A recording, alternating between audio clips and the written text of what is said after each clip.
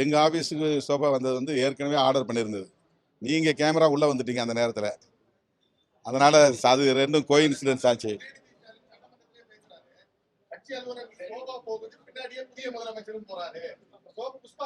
அது விசிக அலுவலகத்தை வச்சு அவர் சொல்லலை.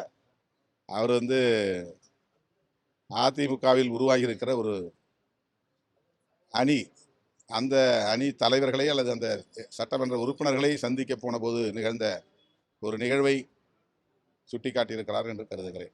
அதிமுக முன்னாள் அமைச்சர் சி வி சண்முகம் ஒரு தலித் முதலமைச்சராகும் வாய்ப்பு வந்து தமிழக அரசியல் உருவாச்சு. அதான் வந்து எடப்பாடி பழனிசாமி வந்து தடுத்துட்டாங்க, விருப்பமான கருத்து பதிவு பண்ணிருக்காங்க. உங்களோட பார்வை? அது பற்றி எனக்கு எதுவும் தெரியாது. அங்கே என்ன நடந்தது, அவர்களுக்குள் என்ன உரையாடல் நடந்தது, எதுவும் நமக்கு தெரியாது. நான் ஏற்கனவே சொன்னேன், எனக்கு தெரிந்த எனக்கு நெருங்கிய சில நண்பர்கள் என்னிடத்தில் இப்படி ஒரு பேச்சு போய்கொண்டிருக்கிறது என்ற தகவலை சொன்னார்கள். மற்றபடி பின்னால் என்ன நடந்தது என்பது எனக்கு தெரியாது. நாங்கள் அதற்காகத்தான் காத்திருந்தோம், காலம் தாழ்த்தினோம் என்பதை போன்ற ஒரு தோற்றத்தை திரும்ப திரும்ப பலரும் பேசிக் கொண்டிருக்கிறார்கள். ஒரு சிலர் தாவேகாவோடு நாங்கள் பேரம் பேசிக் கொண்டிருக்கிறோம், பேரம் படிவதற்காகத்தான் காலம் தாழ்த்துகிறார்கள் என்று வாய்க்கு வந்ததையெல்லாம் வாரி இறைத்தார்கள். எங்களுடைய நடவடிக்கை நான் தொடக்கத்திலேயே சொன்னேன், மீண்டும் சொல்லுகிறேன், அழுத்தமாக சொல்லுகிறேன், தெளிவாக சொல்லுகிறேன்.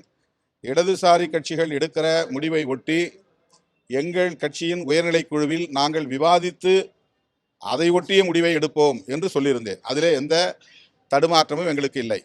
இடதுசாரி கட்சிகள் 8ஆம் தேதி காலையில் செயற்குழு, மாலையில் மாநில குழு, இந்த 2 குழுக்களிலும் எடுத்த முடிவை நாங்கள் அன்றைக்கு மாலை அறிவிப்போம் என்று எங்களுக்கு சொல்லியிருந்தார்கள்.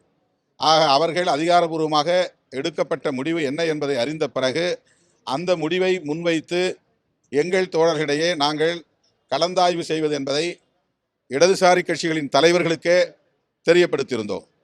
ஆக அவர்கள் 4 மணிக்கு சொன்னார்கள், நாங்கள் 2 கட்சிகளும் இந்த முடிவை எடுத்திருக்கிறோம் என்று. இடதுசாரி கட்சிகள் நிபந்தனையற்ற ஆதரவை வழங்கியிருக்கிறார்கள், அதை போல நாமும் வழங்குவதா அல்லது அமைச்சரவையில் இடம்பெறுவதா என்கிற 2 கருத்துக்கள் இருந்தன. இறுதியாக தலைவர் எடுக்கிற முடிவு என்னவோ அந்த முடிவுக்கு நாங்கள் கட்டுப்படுகிறோம் என்று முடித்தோம் அந்த கூட்டத்தை. ஆளுநருக்கு நேரடியாக என்னுடைய லெட்டர் ஹெட்டில் எழுதக்கூடிய ஒரு லெட்டர், இது மாதிரி நாங்கள் முடிவெடுத்திருக்கிறோம், இந்த 2 பேரும் என் கட்சி சார்பில் அவங்களுக்கு ஆதரவு தெரிவிக்கிறாங்க என்கிற ஒரு கவரிங் லெட்டர். இதையெல்லாம் தயார் செய்த பிறகு தாவேகா பொறுப்பாளர் ஆதவ அர்ஜுனுக்கு தகவல் கொடுத்து அவர் 3:30 மணிக்கு மேல் வந்து எங்களோடு பேசி கொண்டிருந்தார். 4-4:15 மணிக்கு தான் தயாராகி முடிந்தது, கையெழுத்திட்டார்கள். அதன் பிறகு நான் நேரடியாக பிரஸுக்கு வந்து விட்டேன், அவர் நேரடியாக ஆளுநர் மாளிகைக்கு போய்விட்டார். ஆகவே என்னை முன்னிறுத்தி என்ன நடந்தது என்பது பற்றி பெரிதாக எங்களுக்கு தெரியாது.